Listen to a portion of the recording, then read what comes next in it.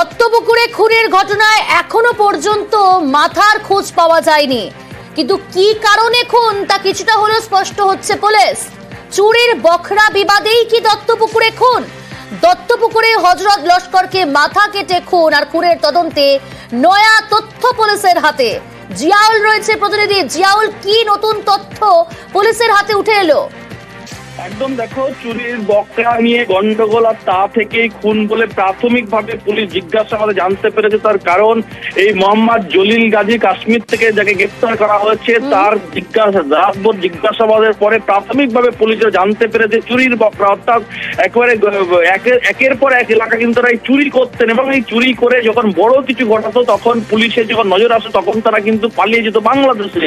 এবং তার আগেই কিন্তু একটি জায়গা থেকে প্রায় 400 গ্রাম সোনা চুরি করে হযরত ওবায়দুল এবং এই জলিল সহ একাধিক এই গ্যাং কিন্তু সেই চুরির পুরো চার গ্রাম সোনা পুরোটাই হযরত নিজে নেন, এমনটাই একটা প্রাথমিক তদন্ত জানতে পেরেছে। তারপর থেকেই সেই একটা গন্ডগোল তাদের মধ্যে চলছিল।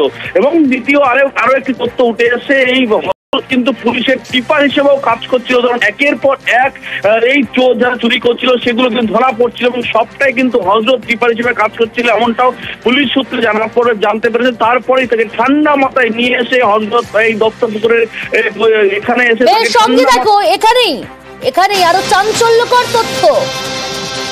ঠান্ডা মাথায় হযরতকে খুন। প্রথমে বামনগাছির ভাড়া বাড়িতে ডাকে জলিল, আর এরপর তাকে চাষের জমিতে নিয়ে গিয়ে মাথায় আঘাত। আরো ডিটেল জানাবে জিয়াউল রয়েছে আমার সঙ্গে। জিয়াউল, একদম দেখো, দত্তপুকুরের বাজিতপুরে সেখানে তাকে নিয়ে আসে জলিলের বাড়িতেই, অর্থাৎ যারা এই চোরের সঙ্গে এই গ্যাং কাজ করতো তাদেরকে সবাইকে নিমন্ত্রণ করে এই জলিলের বাড়িতে। সেখানে এই ওবায়দুল, জলিল সহ একাধিক হযরত সহ একাধিক ব্যক্তি এই যারা চোরের সঙ্গে যুক্ত তারা সেখানে এসেছিলেন এবং রাতভর খাওয়া দাওয়ার পরেই যখন এই সবুজ খেতে নিয়ে যায় তখনই পিছন থেকে মাথা থেকে ধারালো অস্ত্র মাথায় বাড়ি মারে। তারপরে সে লুটিয়ে পড়লেই তাকে মাথা থেকে অর্থাৎ ধর থেকে মাথা আলাদা করে দেওয়া হয় এবং সেই এখনো পর্যন্ত কোথায় ফেলা হয়েছে, অর্থাৎ প্রমাণ লোপাটের জন্যই কিন্তু তার মাথা আলাদা করা হয়েছিল এবং সেই মাথা কোথায় রাখা হয়েছে এখনো পর্যন্ত জলিল কিন্তু স্পষ্ট করে তেমন কিছু তদন্তকারীদেরকে বলেনি।